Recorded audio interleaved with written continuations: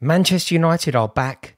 Manchester United are back. There is a majesty to the occasion that is Manchester United taking on Barcelona. It is an occasion. It decides European Cups. And I know they aren't competing at the very top tier, but Manchester United beating Barcelona is symbolic. And I genuinely believe that Manchester United are rediscovering themselves. Their former glories are annoyingly waiting for them again around the corner. The spirit of that Manchester United performance, when you consider everything going on at the club at the moment, when you consider the tough schedule, the fact that they are playing Barcelona, it's breathtaking. And Erik ten Hag deserves so much credit. Erik ten Hag is getting every single thing correct. Every decision that Erik ten Hag makes is spot on.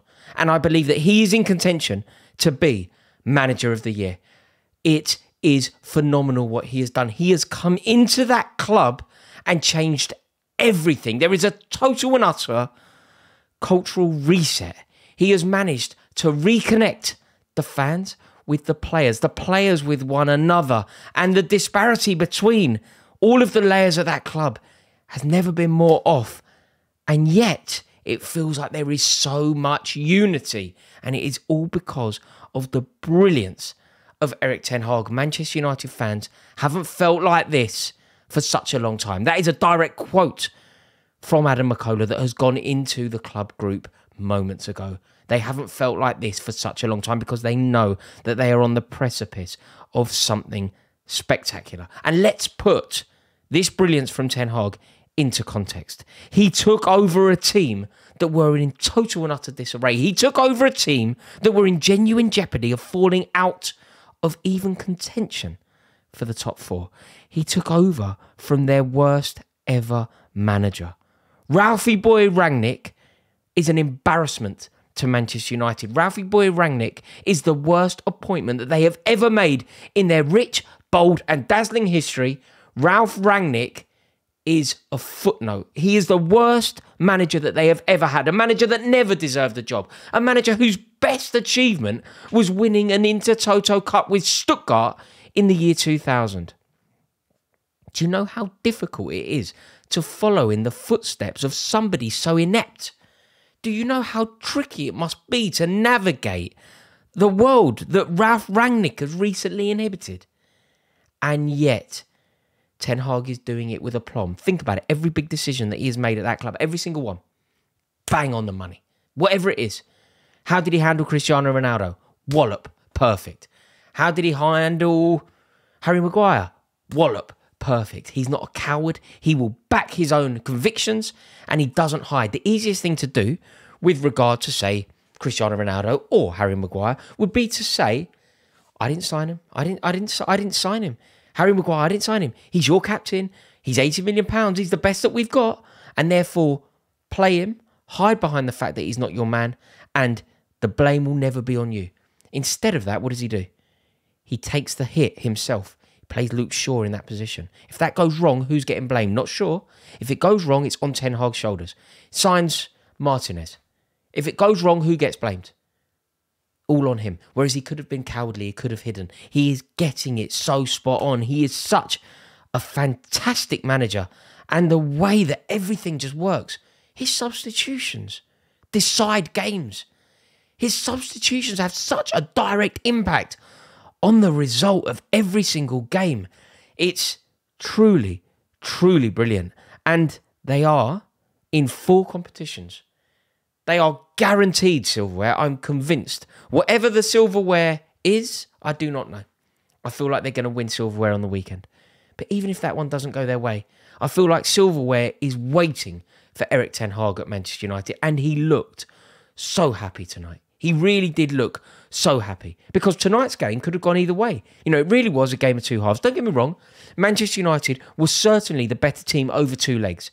And they were the better team tonight because I think Barcelona were just better in the first half and Manchester United were loads better in the second half. So overall, Manchester United deserved to win. Overall, the correct scoreline occurred. Overall, it was fair, but could have easily gone a different way. It could have easily gone a slightly different way. But you could see how how much it meant to Ten Hag at the end.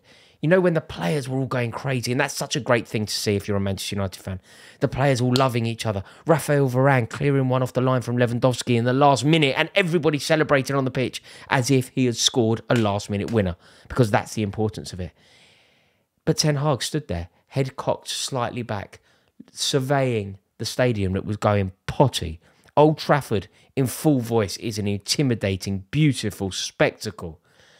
And maybe he's never seen it quite like that, quite to that level. Beating Barcelona under the floodlights in European competition. Maybe that is Erik ten Hag's first taste of the raucous nature that stadium can get to. But he looked sort of on a quiet mission, just appreciating what was going on, concentrating on the beauty in the midst of the bedlam going on around him, because he believes that he is the man to revive this comatose, the giant, and that is intimidating to every single one of us who does not support Manchester United. It is a huge result today because it's symbolic, it's a statement, and it's also huge for Barcelona. It's a terrible result for them. You know, they are not out of the financial woods yet, and they could have really done with a few extra pennies that a long run in that competition would secure. So they will be gutted. They wanted it. You could see how much the Barca players and Barca fans in that stadium wanted it, but it did not go their way. What a week for Manchester United to dismantle Barcelona and then play a cup final. Chelsea had a very similar week in 2005. Remember the year of Ronaldinho? We then played Liverpool in the final. I remember going from Barcelona direct to Cardiff.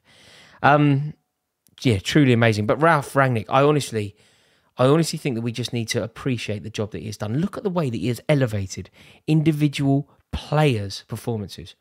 Look at the performances of even Jadon Sancho since he's come back. Look at the performance of Bruno Fernandes.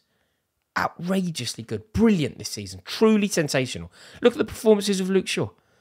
Look at the performance, the easy one. Erik ten Hag has helped to turn Marcus Rashford into the best footballer in the world at the moment. Marcus Rashford is currently playing to a level beyond any other footballer. That's not me saying he's the best footballer in the world, but I am saying that he is playing to a level that is beyond anyone else that is currently playing the game. He is getting it so right. Manchester United are getting it so right, and they are in 4 competitions still.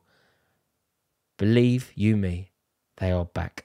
Thank you for watching this review. I really do hope you've enjoyed it. If you have, please do me the honour. Give it a like. Please click subscribe. And remember, on this channel, there will be no tolerance of any slander to the Europa League. What a competition. Europe is spectacular. Have a wonderful night. See you in a bit.